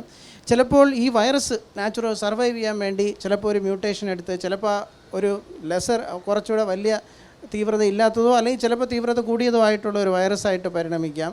അത് വൈറസിൻ്റെ ഒരു നാച്ചുറൽ ഒരു സെലക്ഷനോ അല്ലെങ്കിൽ അതിൻ്റെ ഒരു റെസിസ്റ്റൻസ്. അപ്പോൾ അങ്ങനെ ഒരു സാഹചര്യമാണ് നമ്മുടെ ഒരു നാച്ചുറൽ ഇമ്മ്യൂണിറ്റിയിൽ വരുന്നത്. അതേസമയം നമ്മളൊരു വാക്സിൻ കൊടുക്കുന്നു, നമ്മുടെ ശരീരത്തെ ആ ഒരു വൈറസിനെ പ്രതികരിക്കാൻ വേണ്ടി നമ്മൾ വാക്സിൻ കൊടുക്കുന്നു. അപ്പോൾ നമ്മുടെ ബോഡി അത് വാക്സിൻ ഇൻഡ്യൂസ്ഡ് ഇമ്മ്യൂണിറ്റി. അപ്പോൾ ഈ നാച്ചുറലായിട്ടുള്ള ഇമ്മ്യൂണിറ്റി പോരെ, അല്ലെങ്കിൽ വാക്സിൻ ഇൻഡ്യൂസ്ഡ് ഇമ്മ്യൂണിറ്റി എന്തുകൊണ്ട് നമുക്ക് വേണം? അതിൻ്റെ അല്ലെങ്കിൽ വാക്സിൻ എല്ലാം ഒരു ഹോക്സ് ആണോ, അല്ലെങ്കിൽ വാക്സിൻ്റെ ഇമ്മ്യൂണിറ്റി ആവശ്യമില്ല, നമുക്ക് സ്വന്തമായിട്ട് തന്നെ ഇമ്മ്യൂണിറ്റി ഡെവലപ്പ് ചെയ്താൽ പോരെ? ഇങ്ങനെയുള്ള സംശയമാണ് ഒരാൾ പ്രകടിപ്പിച്ചിരിക്കുന്നത്. പിന്നെ ആൻറ്റിബയോട്ടിക്, അത് ഒരു വളരെ ന്യായമായിട്ടുള്ള ചോദ്യമാണ്. വളരെ ആൻറ്റിബയോട്ടിക് സ്റ്റുവർഡ്ഷിപ്പിൻ്റെ ഒരു ഇമ്പോർട്ടൻസും അത് നമ്മൾ കൊടുത്തില്ല എന്നുണ്ടെങ്കിൽ വളരെ ഇതിനെയൊക്കെ അതിജീവിക്കുന്ന തരത്തിലുള്ള ശക്തമായിട്ടുള്ള ബാക്ടീരിയയും വൈറസുകളും ഒക്കെ ഉണ്ടാവാനുള്ള സാധ്യതകളില്ലേ? അപ്പോൾ ആ ഒരു ന്യായമായിട്ടുള്ള രണ്ട് ചോദ്യങ്ങളാണ്. അപ്പോൾ സാർ അതൊന്ന് ക്ലിയർ ചെയ്യാം. Thank you doctor Sachin. വളരെ റിസപ്റ്റീവായിട്ടുള്ളൊരു ഓഡിയൻസാണ് ഞങ്ങളുടെ മുമ്പിലിരിക്കുന്നത്. പലരും നോട്ടുകൾ കുറിച്ചെടുക്കുന്നുണ്ട്, ഇതുപോലെയുള്ള നല്ല ചോദ്യങ്ങൾ ചോദിക്കുന്നുണ്ട്. അതിൻ്റെ കാരണം ഒരുപക്ഷെ ഏറ്റവും കൂടുതൽ പകർച്ചവ്യാധികളെ ഭയന്ന ഒരു ജനസമൂഹമായിരിക്കും കോഴിക്കോടുള്ളത്. കാരണം എൻ്റെ വ്യക്തിപരമായിട്ടുള്ള അനുഭവം ഞാൻ പറയാം. 2018 ഈ നിപ്പ ഇവിടെ ആദ്യമായി കണ്ടെത്തിയപ്പോൾ ഞാൻ സത്യം പറഞ്ഞാൽ വിചാരിച്ചു ഈ കോഴിക്കോടുകാരെങ്ങനെ അവിടെ ജീവിക്കുന്നു. കാരണം 100% മോർട്ടാലിറ്റി ഉള്ള മരണസാധ്യതയുള്ളൊരു രോഗം ആദ്യമായിട്ട് റിപ്പോർട്ട് ചെയ്യുകയാണ് കോഴിക്കോട്. അതിനുശേഷം 21-ലും 23-ലും എല്ലാം റിപ്പോർട്ട് ചെയ്തു. അപ്പോൾ ഇവിടെ മെഡിക്കൽ കോളേജിൽ എടുക്കുന്ന തയ്യാറെടുപ്പുകൾ, ആളുകളെല്ലാവരും മാസ്ക് ധരിച്ചു പോകുന്നു, വിജനമായിട്ടുള്ള തെരുവുകൾ, കല്യാണത്തിന് ആളുകളില്ല, ഇതെല്ലാം കണ്ട് ഭയന്ന ഒരു ജനസമൂഹമാണ് ഞങ്ങളെല്ലാം. അപ്പോൾ തീർച്ചയായിട്ടും ഇങ്ങനൊരു ചോദ്യം പ്രതീക്ഷിക്കാവുന്ന തന്നെയാണ്. 2 ചോദ്യങ്ങളാണ് ചോദിച്ചിരിക്കുന്നത്. ഞാൻ നേരെ ഉത്തരത്തിലേക്ക് കടക്കാം. ഒന്ന്, ഈ വാക്സിൻ കൊണ്ട് മാത്രം നമുക്ക് ഈ രോഗങ്ങളെ ശാശ്വതമായിട്ട് പ്രതിരോധിക്കാൻ സാധിക്കുമോ എന്നുള്ളതാണ്. വാക്സിനുകളുടെ ഉദ്ദേശമെന്ന് പറയുന്നത് രോഗത്തെ പ്രതിരോധിക്കുക എന്നുള്ളത് 1. 2, രോഗത്തിൻ്റെ തീവ്രത കുറയ്ക്കുക. അത് കോവിഡ് കാലത്താണ് നമ്മൾ ഏറ്റവും കൂടുതലായിട്ട് മനസ്സിലാക്കിയത്. ഈ കോവിഡ് വാക്സിൻ എടുത്തവരും വാക്സിൻ എടുക്കാത്തവരും തമ്മിൽ കോവിഡിൻ്റെ സ്വഭാവം പരിശോധിച്ച് നോക്കിയപ്പോൾ വാക്സിൻ എടുത്തവർക്ക് കോവിഡിൻ്റെ സങ്കീർണതകൾ താരതമ്യേന കുറവായിരുന്നു. ലക്ഷക്കണക്കിന് ആൾക്കാരെ കോവിഡിൻ്റെ മരണ സാധ്യതയിൽ നിന്നും രക്ഷിച്ചത് കോവിഡിൻ്റെ വാക്സിനാണെന്നുള്ളത് നമുക്ക് നന്ദിപൂർവ്വം സ്മരിച്ചേ പറ്റൂ. ഒരു കാര്യം. 2, എല്ലാ രോഗങ്ങൾക്കെതിരായിട്ട് നമുക്ക് വാക്സിൻ ഇല്ല. ഉദാഹരണത്തിന് നിപ്പായ്ക്കെതിരായിട്ട് നമുക്ക് വാക്സിൻ ഇല്ല, ഡെങ്കി വൈറസിനെതിരായിട്ട് നമുക്ക് വാക്സിൻ ഇല്ല, മങ്കി പോക്സിനെതിരായിട്ട് നമുക്ക് വാക്സിൻ ഇല്ല. കാരണം എന്താണ്? ബഹുമാനപ്പെട്ട മോഡറേറ്റർ സൂചിപ്പിച്ചതുപോലെ സർവൈവൽ ഓഫ് ദി ഫിറ്റസ്റ്റ്, ഈ ജന്തുജാലങ്ങൾക്കും ജീവിക്കാനുള്ള ഒരു വലിയ ഒരു ആന്തരിക ത്വരയുണ്ട്. അപ്പോൾ നമ്മളൊരു വാക്സിൻ ഉണ്ടാക്കുമ്പോൾ അവരതനുസരിച്ച് അവരുടേതായിട്ടുള്ള ജനിതക മ്യൂട്ടേഷൻസ് ഉണ്ടാവും, വ്യതിയാനം ഉണ്ടാവും. അതുകൊണ്ടാണ് എല്ലാ വർഷവും നമ്മൾ ഇൻഫ്ലുവൻസ വാക്സിൻ എടുക്കേണ്ടി വരുന്നത്. എല്ലാ വർഷവും നമ്മൾ ഇൻഫ്ലുവൻസ വാക്സിൻ എടുക്കണം. കാരണം 2024 എടുത്ത വാക്സിൻ കൊണ്ട് 25-ലെ ഇൻഫ്ലുവൻസ വൈറസിനെ പ്രതിരോധിക്കാൻ സാധിക്കുകയില്ല. അപ്പോഴത്തേക്കും അത് ജനിതക വ്യതിയാനം നടത്തിയിരിക്കുന്നു, മ്യൂട്ടേഷൻ നടത്തിയിരിക്കുന്നു. അപ്പോൾ അതുകൊണ്ട് വാക്സിൻ മാത്രമല്ല പ്രതിരോധത്തിനുള്ള ഉപാധി, മറിച്ച് പ്രിയപ്പെട്ട ഡോക്ടർ ശ്രീജിത്ത് സൂചിപ്പിച്ചതുപോലെ ആരോഗ്യകരമായിട്ടുള്ള ഒരു ജീവിതശൈലിയും ആരോഗ്യവുമാണ് ഏറ്റവും നല്ല വാക്സിൻ. നമ്മുടെ രോഗങ്ങളെ പ്രതിരോധിക്കാനുള്ള ഏറ്റവും നല്ല വാക്സിൻ എന്ന് പറയുന്നത് നമ്മുടെ ഹെൽത്ത് തന്നെയാണെന്നുള്ളത് ഞാൻ ഉറപ്പിച്ച് പറയട്ടെ. എങ്കിൽ പോലും തീർച്ചയായിട്ടും വാക്സിനോട് നമ്മൾ എപ്പോഴും നന്ദിയുള്ളവരാണ്. കാരണം സ്മോൾ പോക്സിനെ ഇറാഡിക്കേറ്റ് ചെയ്യാൻ സാധിച്ചു. പോളിയോ വൈറസ് ഇറാഡിക്കേഷൻ്റെ അറ്റത്ത് വന്ന് നിൽക്കുകയാണ്. 2-3 രാജ്യങ്ങളിൽ മാത്രമേ ഉള്ളൂ ഇപ്പോൾ പോളിയോ. അതുകൊണ്ട് വാക്സിൻ തീർച്ചയായിട്ടും നമ്മൾ അനുകൂലമായിട്ടുള്ളൊരു നിലപാടെടുക്കണം. വാക്സിനേഷൻ കൊണ്ട് പ്രതിരോധിക്കാവുന്ന രോഗങ്ങളെ നമ്മൾ പ്രതിരോധിച്ചേ പറ്റൂ. വാക്സിനെതിരായിട്ട് മുഖം തിരിക്കുന്ന ഒരു രീതി നമുക്കുണ്ടാകാനേ പാടില്ല എന്നുള്ളത് ഞാൻ പറഞ്ഞുകൊള്ളട്ടെ. രണ്ടാമത്തേത് ആൻറ്റിബയോട്ടിക് റെസിസ്റ്റൻസ് ആണ്. വളരെ പ്രധാനപ്പെട്ട ഒരു പ്രശ്നമാണ്. ലോകാരോഗ്യ സംഘടന പറഞ്ഞിരിക്കുന്നത് വരാൻ പോകുന്ന കാലത്ത് ഏറ്റവും വലിയ ഭീഷണിയായിട്ട് നമ്മുടെ ആരോഗ്യ മേഖലയിൽ ഉണ്ടാകാൻ പോകുന്നത് രോഗങ്ങളല്ല, മറിച്ച് മരുന്നുകൾ ഏൽക്കാത്ത രോഗാണുക്കളുടെ ആവിർഭാവമായിരിക്കും. Antibiotic resistance. അതായത് ഒന്ന് ആലോചിച്ച് നോക്കൂ, ഇൻറ്റൻസീവ് കെയർ യൂണിറ്റിൽ കിടക്കുന്ന ഒരു 70 വയസ്സുകാരൻ, അദ്ദേഹത്തിൻ്റെ തൊണ്ടയിൽ നിന്നുള്ള സ്രവം നമ്മളെടുത്ത് പരിശോധിച്ച് നോക്കിയപ്പോൾ എല്ലാ ആൻറ്റിബയോട്ടിക്കുകൾക്കും പ്രതിരോധമാണ്. ഒരു ആൻറ്റിബയോട്ടിക് എഫക്റ്റീവ് ആകുന്നില്ല. ഈ മരുന്ന് നമ്മൾ കൊടുത്തില്ലെങ്കിൽ, ഫലപ്രദമായിട്ടുള്ള മരുന്ന് കൊടുത്തില്ലെങ്കിൽ അദ്ദേഹത്തിന് നാളെ ന്യൂമോണിയ ഉണ്ടാവുകയാണ്. മൾട്ടി ഡ്രഗ് റെസിസ്റ്റൻ്റ് ഓർഗാനിസംസ്, അതിൻ്റെ ഉത്ഭവം വലിയൊരു പ്രശ്നമാകുന്നുണ്ട്. അപ്പോൾ നമുക്കെന്ത് ചെയ്യാൻ സാധിക്കും? നമുക്ക് ചെയ്യാൻ സാധിക്കുന്നത് ആൻറ്റിബയോട്ടിക്കുകളുടെ അമിത ഉപയോഗവും ദുരുപയോഗവും കുറയ്ക്കുക. വൈറസ് രോഗങ്ങൾക്ക് ആൻറ്റിബയോട്ടിക്കുകൾ ഫലപ്രദമേ അല്ല. ഒരു വാചകം കൂടി ഞാൻ പറയട്ടെ, ആൻറ്റിബയോട്ടിക്കുകൾ പനിമരുന്നുകളല്ല. നമ്മൾ പാരസെറ്റമോൾ പോലെ കഴിക്കേണ്ട മരുന്നല്ല ആൻറ്റിബയോട്ടിക്കുകൾ. രണ്ടാമത്തെ മറ്റൊരു കാര്യം, നമ്മൾ അസിത്രോമൈസിൻ വാങ്ങി കഴിച്ചു. എല്ലാവർക്കും അറിയാവുന്ന മരുന്നാണ് അസിത്രോമൈസിൻ. എനിക്ക് പനി വന്നു, ഞാൻ മെഡിക്കൽ ഷോപ്പിൽ പോയി അസിത്രോമൈസിൻ വാങ്ങി കഴിച്ചു.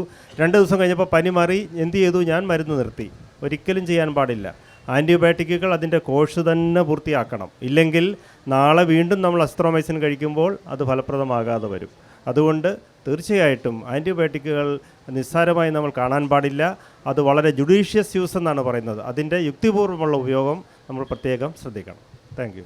സമയപരിമിതി മൂലം ഇതിപ്പോൾ പ്രോഗ്രാം നമ്മളിവിടെ വൈൻഡപ്പ് ചെയ്യാണ്. ആക്ച്വലി ഒരുപാട് കാര്യങ്ങൾ വേണമെങ്കിൽ നമുക്കിങ്ങനെ ചർച്ച ചെയ്തുകൊണ്ടിരിക്കാം. അപ്പോൾ ഇപ്പോൾ പറഞ്ഞ കാര്യങ്ങൾ കുറച്ചെങ്കിലും നമ്മൾ പ്രാവർത്തികമാക്കാൻ ശ്രമിക്കണം. സാർ ഒരു പോയിൻ്റ് കൂടെ പറയാൻ ആഗ്രഹിക്കുന്നുണ്ട്. ഒറ്റ പോയിൻ്റ് ഇതേ ഉള്ളൂ. ഞാൻ ശ്രീജിത്ത് പറഞ്ഞതിൽ പൂർണ്ണമായിട്ടും എൻ്റെ അടുത്ത് വരുന്ന പകുതി പേഷ്യൻസ് വയറ് കൂടിയവരാണ് വരുന്നത്. കുറേ പേര് വരും പ്ലാസ്റ്റിക് സർജറിയിൽ. അവരുടെ മെയിൻ ആഗ്രഹം ഈ ലൈപ്പോസക്ഷനിൽ അബ്ഡോമിനോപ്ലാസ്റ്റി കഴിഞ്ഞ് ഫാറ്റ് കുറയ്ക്കണം, ഇത് വേണം. പക്ഷെ ഒരിക്കലും ഈ ശരീരത്തിനകത്ത് കിടക്കുന്ന കൊഴുപ്പിനെക്കുറിച്ച് ആരും ആലോചിക്കുന്നില്ല. നമ്മൾ ആ പുറത്തുനിന്നുള്ള ബാഹ്യമായിട്ടുള്ള സൗന്ദര്യം വേണ്ടാന്നല്ല പറഞ്ഞത്, അത് വേണം, അതിന് വഴികളുണ്ട്.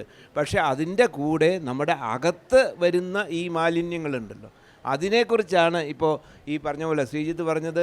അത് പ്രാവർത്തികമാക്കുകയാണെങ്കിൽ ഇന്ന് ഇവിടെ ഇരിക്കുന്നവർ എല്ലാവരും അത് മനസ്സിൽ കൊണ്ട് കുറച്ചെങ്കിലും ചെയ്യുകയാണെങ്കിൽ, ഞങ്ങളിപ്പോൾ ഇത്രയും വർത്തമാനം പറഞ്ഞതിൻ്റെ ഏറ്റവും വലിയ ഗുണം അതായിരിക്കും.